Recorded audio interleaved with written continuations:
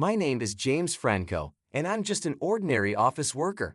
My life is pretty boring, just going back and forth between work and home every day with nothing special to talk about. When I first started working, I dreamed of climbing the corporate ladder, but I'm not good at making calculated moves because of my personality.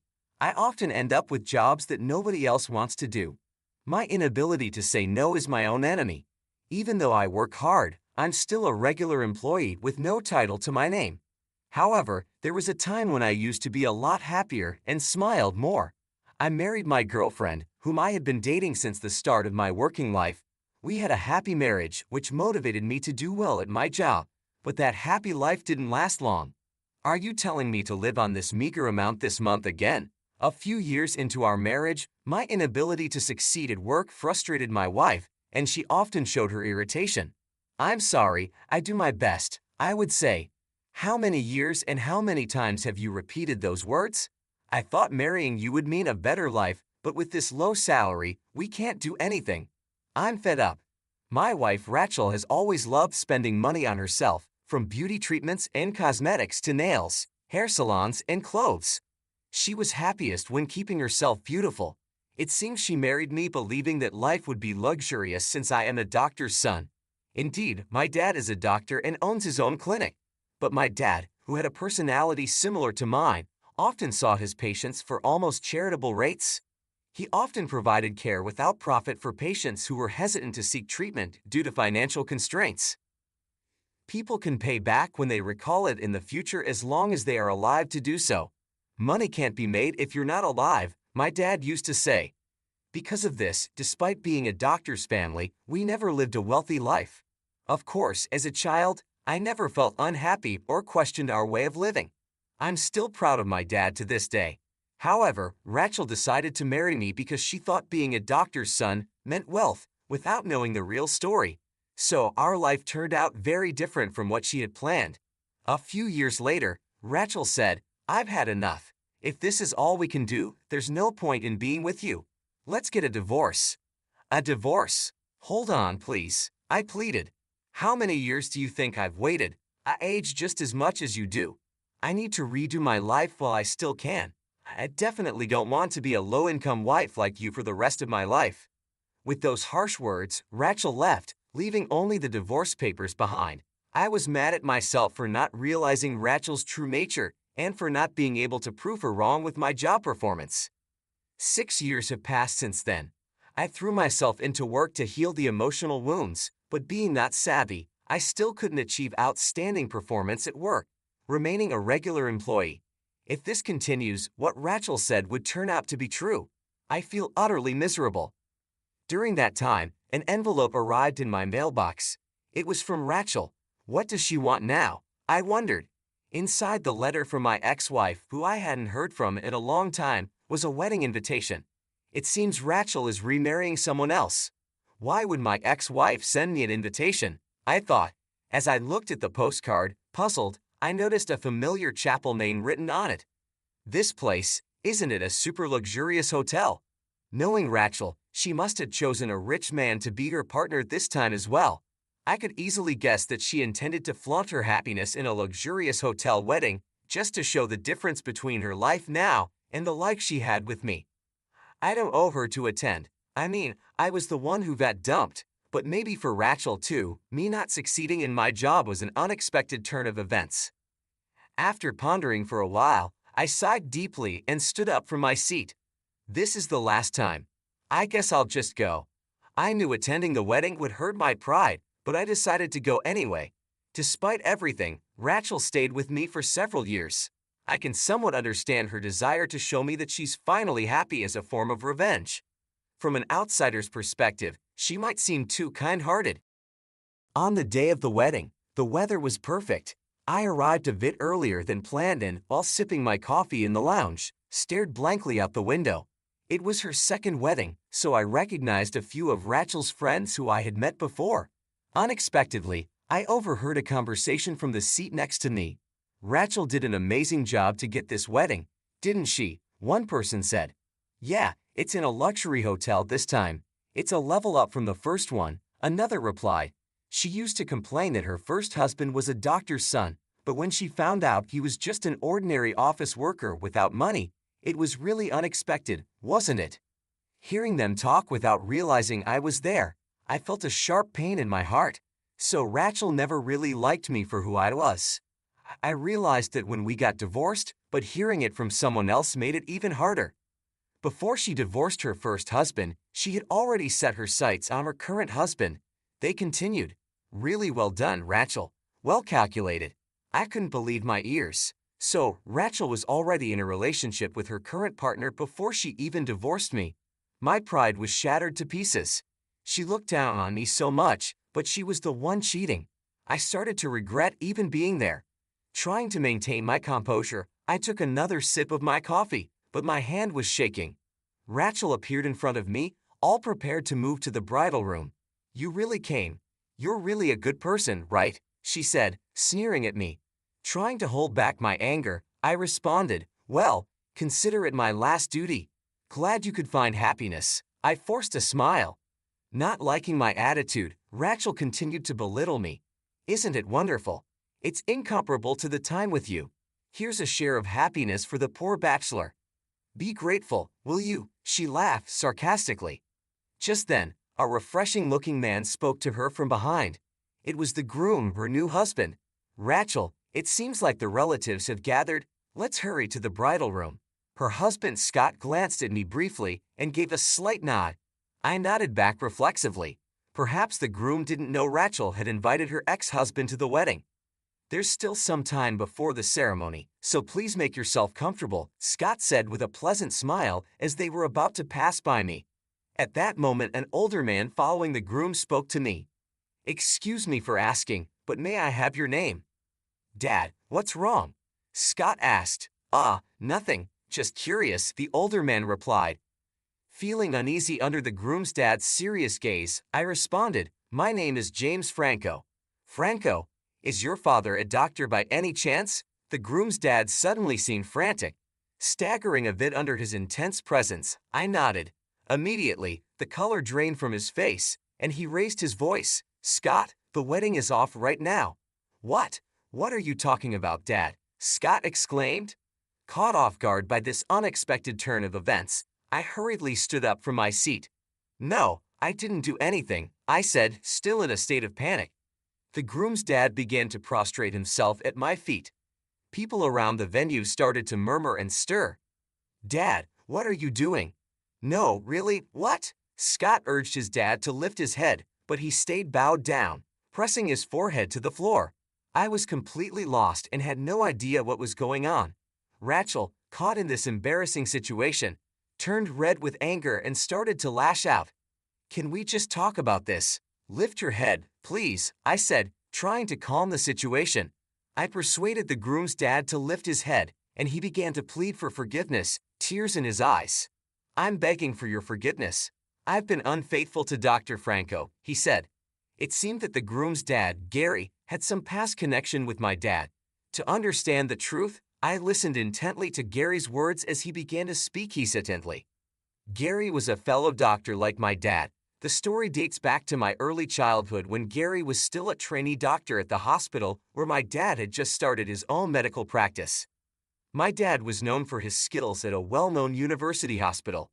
Gary, who was a student at the Associated Medical School, looked up to him. He volunteered to train at my dad's hospital and learn various techniques. One day, Gary's wife gave birth, but the baby was found to have a serious heart defect. The heart surgery needed was risky, and the chances of survival were slim, which made the other doctors hesitant to perform the operation. Desperate, Gary consulted my dad. My dad agreed to help and successfully performed the heart surgery, saving the baby's life. However, the medical expenses for the baby's condition were very high. Gary, being a trainee doctor at the time, couldn't afford to pay it all at once. With tears streaming down his face, he bowed deeply and asked my dad if he could repay the amount in installments. My dad just laughed and shook his head. Someday, when you become a great doctor and have the time to remember me, come back and repay me then. I guarantee you'll definitely become a great doctor, he said, to keep Gary from feeling too pressured. Sometime after, Gary was sent abroad to study medicine and didn't return to the States for several years. Despite this, he never forgot his promise to my dad and continued to save money for the repayment. However, by the time he came back to the States, my dad's hospital was no longer there. The contact information had changed and they had lost touch. Not being able to repay the money had always weighed heavily on his heart, and he had lived all those years without being able to do anything about it. Today, he happened to see me at the hotel and was shocked. He said I looked just like my dad used to. "I'm truly sorry. Please, I'm begging you, let me meet your dad in person and apologize to him," he said, feeling Gary's intense emotions. I responded calmly, "That sounds just like my dad, but he passed away 5 years ago from cancer." Hearing the news, Gary stood there in a daze. "No way," he whispered, shocked. "Yes," I said softly, "he passed away just like that. Until then, he had been moving from one clinic to another. He was a wonderful doctor, always considering his patients until the very end." Kneeling on the floor, Gary broke down in tears. "Dad, this isn't the place," Scott said, trying to calm his father. "That scar on your chest, that's proof that Dr. Franco saved your life." Scott seemed to lose his words. He looked at me, then back at his father, confused and emotional. "You're able to have a wedding ceremony and be here today all thanks to Dr. Franco," Gary said, his voice shaking. He bowed to me again. "I want to repay all the kindness I couldn't repay to your dad. Please, let me do something." I quickly lifted Gary's face and extended my hand to help him stand up. "Mr. Gary, I'm really happy. Just remembering my dad is enough for me. The life my dad saved is now able to celebrate such a wonderful day like today. Being able to see the proof of my dad's existence makes me happy. I'm sure my dad would be happy too." Hearing my words, Gary started crying out loud again. The onlookers began to cheer and applaud, moved by the emotional scene. Rachel was the only one glaring at me with a look of fury. As the time for the ceremony drew near, I stood to the side, watching the event unfold. I couldn't help but reflect on the day's surprising turn of events.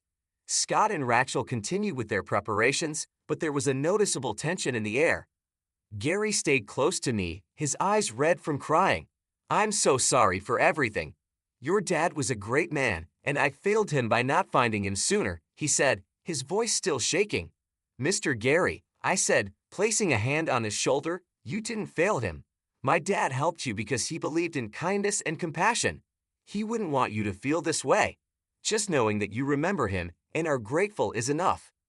Gary nodded, trying to compose himself. "Your dad's legacy lives on in you," he said, attempting a smile. "He would be proud." The ceremony began, and I found a quiet corner to observe from. Rachel and Scott exchanged their vows, but I couldn't shake the feeling of disconnection from the event. My mind was flooded with memories of my dad, his dedication, and the values he instilled in me. As the ceremony concluded, guests mingled and congratulated the newlyweds. Gary approached me once more. "James, if there's anything I can ever do for you, please don't hesitate to ask. Your father saved my son, and I owe him everything." I smiled warmly. "Thank you, Mr. Gary.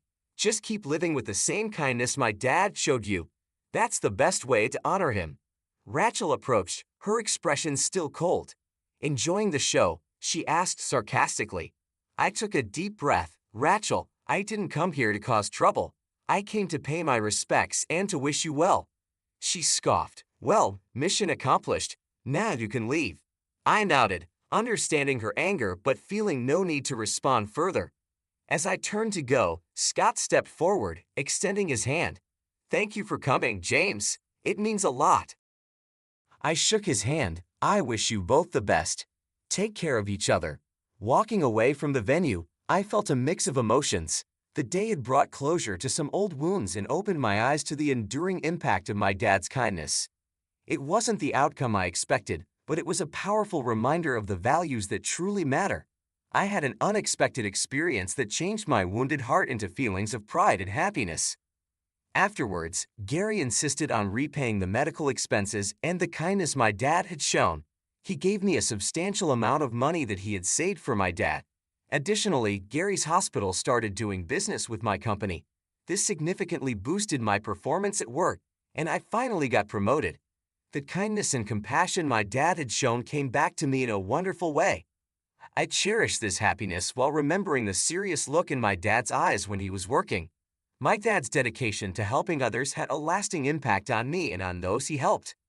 His legacy was not only in the lives he saved but also in the values he instilled in me. As for Rachel, her second marriage didn't turn out as she had hoped. Her husband eventually found out that she had dated me before our divorce and that her motivations for both her previous and current marriages were driven by money. Over time, he grew tired of her behavior, and this led to another divorce. I heard about it through the grapevine. It was a reminder that what goes around comes around. Living by my dad's example, I believe that even if something doesn't benefit me directly, it can still bring happiness to someone else. This belief guides my actions every day. Today, I saw someone smile, and just knowing I contributed to that happiness reassures me that my life is heading in the right direction. Reflecting on these events, I realized how much my dad's principles had influenced my life. His approach to helping others without expecting anything in return had come full circle. The money Gary gave me was a tangible reminder of my dad's generosity, but even more valuable was the recognition and respect his actions had earned. At work, my newfound success wasn't just about the promotion. It was about knowing that my dad's legacy had indirectly contributed to my achievements. Gary's hospital partnering with my company was more than a business deal. It was a testament to the long-lasting effects of kindness and integrity. Rachel's situation served as a contrasting lesson. Her focus on material gain led to temporary happiness, but ultimately resulted in loneliness and loss. It was a stark reminder that true happiness and fulfillment come from genuine connections and helping others, not from selfish pursuits. Every day, I strive to live by the values my dad taught me. I take pride in helping others, knowing that even small acts of kindness can have a profound impact. Seeing the smiles of those I help is more rewarding than any material gain. It reassures me that I am on the right path, one that my dad would be proud of. My journey from a wounded heart to a place of pride and happiness has been shaped by the lessons my dad imparted.